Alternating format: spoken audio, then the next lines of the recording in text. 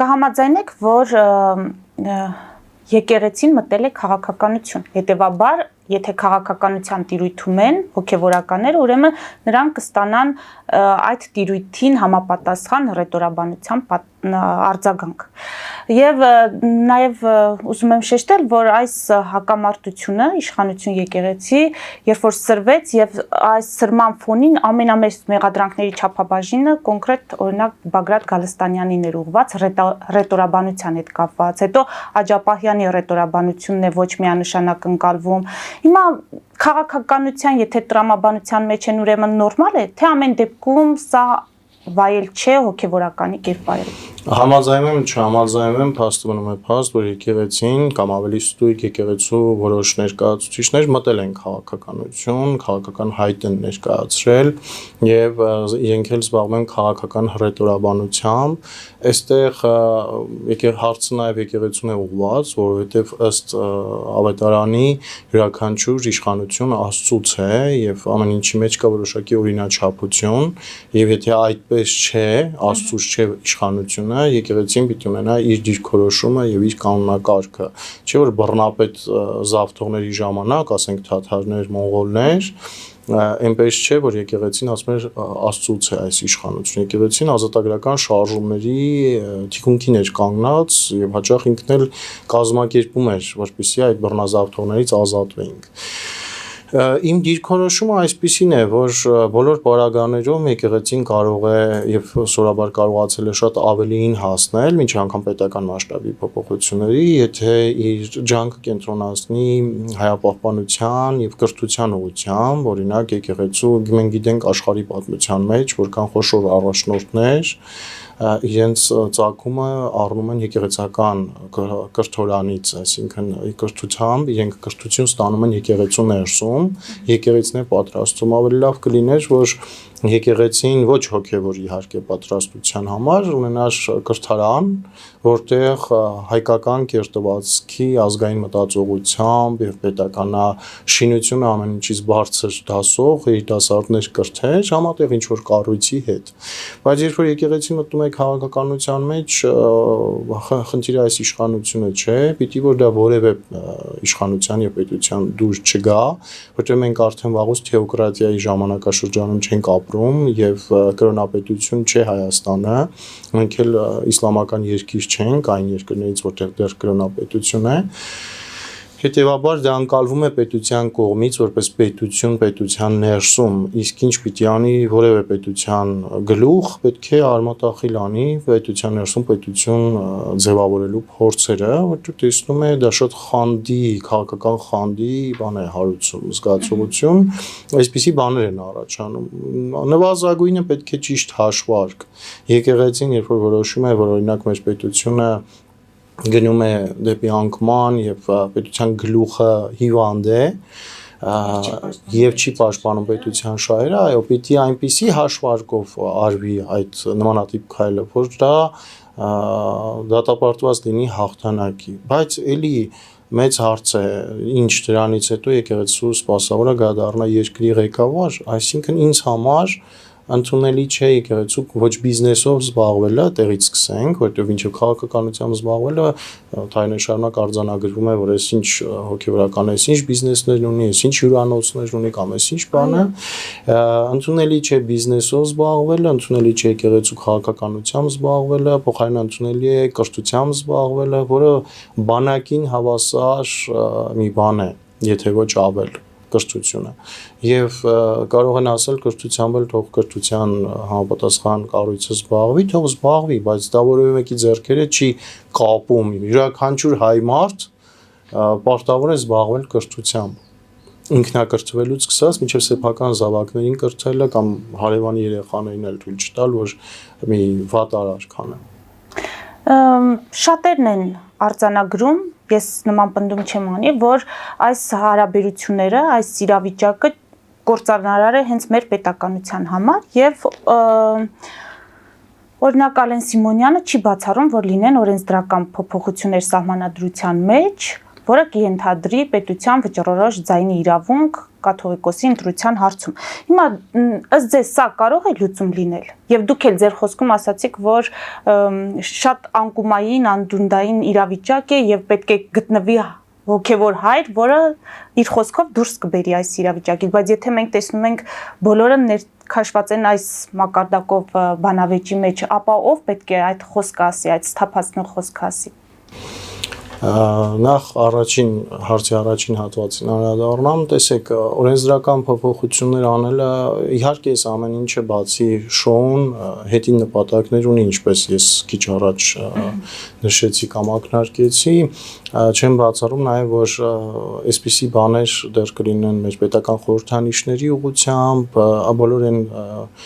արժեքների, որոնք սահմանադրության մեջ ամրագրված են եւ ամեն դեպքում հող է նախապատրաստվում փորձի արվելու սահմանադրական փոփոխության գնալ, իսկ դրա համար մեկից ավել որքան հիմնավորումներ ունենան դրան ձգտողները, այնքան իրենց համար ավելի այսպես ասած լավ կլինի, ասեմ տեսեք, սա անելու համար պետք է սահմանադրությունը փոխել։ Այնուամենայնիվ, եթե փորձեն սահմանադրության միջոցով կամ օրենքով կամ պետության միջոցով եկեղեցու ներսում կայացող որոշումների վրա ազդել, դա արդեն լրիվ բռնություն է, որովհետև դա համարժեք է, որ Հայաստանում գործող կրոնական կազմակերպությունների ներսում օրենքի շրջանակում գործող այդ կազմակերպությունների ներսում որոշենք մենք իրենց ներքին կանոնակարգին մասնակցել եւ միջամտել։ Կարող ենք էլի հանրայնացնել, որ գիտեք, այս եկեղեցու ներսում այսպիսի անընդունելի ծես է արվում կամ այս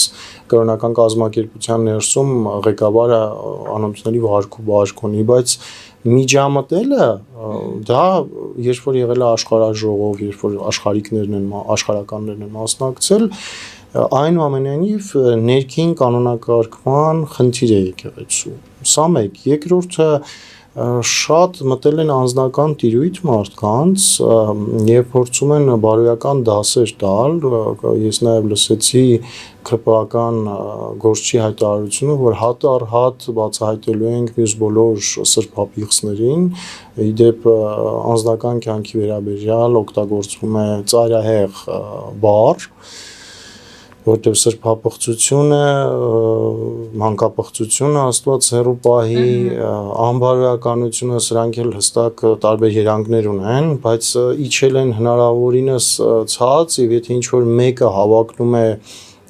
պետական ներկայիս պաշտոնյաներից, ԿՊ-ից, որ բարոյական Հայաստան են կառուցելու, ապա դա հազարամյակների խնդիր է, ոչ միայն հայերի առաջ ծառացած, կան ավանդույթներ, կան մարդիկ, ովքեր ինչպես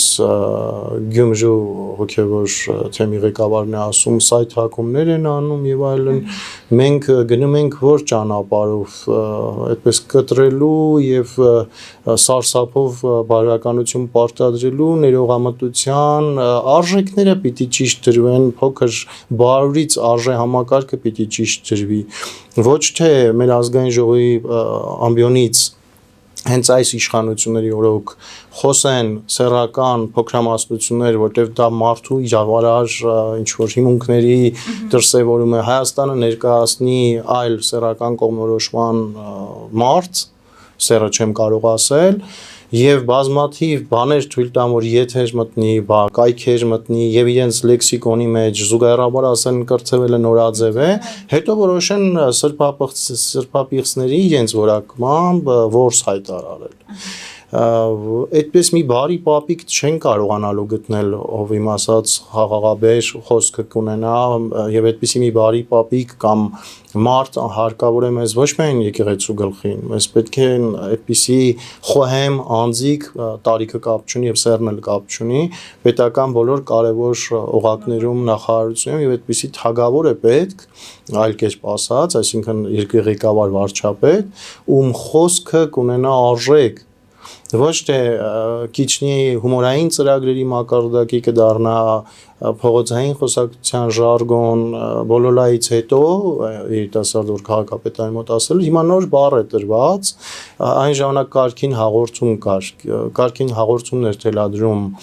ուրեմն ինչ խոսույթով պիտի խոսի հանրությունը հատկապես երիտասարդները հիմա երկրի վարչապետը կարգին հաղորդման գործառույթն էլ եւ մի բլոգեր ունեինք որը հիմա ձերբակալված է կարծեմ իր վատ լեքսիկոնով հայտնի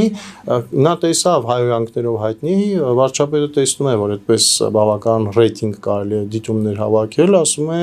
ինչ վատ կլինի նրա տեղն էլ ես լրացնեմ այսինքն սա աչոք հավաքելու եւ ընտրաձայներ ընտրողների համակրանքը փախցնելու անհաջող ասեմ ձեզ փորձ է որովհետեւ 2026-ին չի ստացվելու համոզված եմ որ չի ստացվելու եւ ամեն այսպիսի արարք ամեն սկանդալ եւ շոու մեզ ցույց է տալիս որ ԿՊ-ի ներսում կան վախեր որ իրենց ձայները անկում են ապրել թույլատրելի նվազագույն սահմանից էլ Իսկ ով կլինի, ես նշեցի, որ եկեղեցում այսօր էլ կան շատ հրաշալի հոգևոր գործիչներ, բայց դա ոչ թե ինք ձեր կամ մյուսի ցանկություն լինի, այլ թողնենք, որ եկեղեցին նաև այդ մարդկանց միջոցով կամք ուժ գտնի հաղթահարի այս մարտահրավերը։ Ես ուզում եմ, որ եւ եկեղեցին իօգուտ մեր ժողովրդի հաղթող դուրս գա բոլոր այսպես իրավիճակներից եւ պետությունը դուրս գա, բայց ինձ համար եկեղեցին կառույց է, պետությունը կառույց է, իսկ անձերը ովքեր վիրավորանքների փոխադարձ մեկի ձեռքը կարծես սուրը լինի եւ մյուսի ձեռքում վահանը, բայց չեն գիտակցում որ եւ սուրը եւ վահանը մի հորից են ժառանգություն ստացել եւ ոչ իրար դեմ կռվելու համար։ Մեկը պիտի վահանը պահեր ընդհանուր ճշտամու դեմ եւ մյուսը այդ սրով հարված էր ընդհանուր ճշտամին։ Այսօր պատտվել են ճշտամին ոչ միտեղ չի անհետացել, երկու եղբայր ասենք եւ այդ սուրն ու վահանը բանեցնում են իրար դեմ։ Ողում գլուխը ավելի լավ կջարդի կարծում է թե ժողովուրդը նրա կողմն էլ կթեքվի այս հաղթանակում ճակերտավոր եթե մեկը մեկին հաղթեց իսկ դա լինելու է մյուսին ստորացնելու հաշվին երկուսն էլ պարտվելու են եթե ժողովրդական համակրանքը վստահությունը x էր ապա մինուսները գնալու մենք կրկին որտեղ սա պարակտում է ինչ վերաբերում է Ալեն Սիմոնյանի հայտարարությանը կամ այն խոսակցությունը որ սա քաղաքացիական բախումների հետ անելու պատերազմի նման վտանգ չեմ տեսնում անկեղծ ասած, որովհետև հետևողականության պակաս ունեն ժամանակակից մեր գործիչները, թասիբի պակաս ունեն մեր գործիչները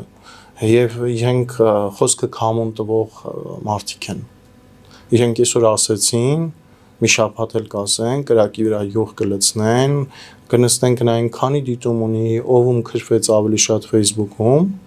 հայոյեց եւ հրապարակումներ կանեն նրանից հետո հանգիստ կտեսնեն որ մարում է ալիքը իսկ իրենք չեն շարունակում սորաբար շարունակել ինչ հարումով վերհանել ճշմարտությունը եթե նման խնդիր կա բուժել առողջացնել եւ կարճ ժամանակ անց սպասեք նոր սենսացիոն շոու ծրագրերի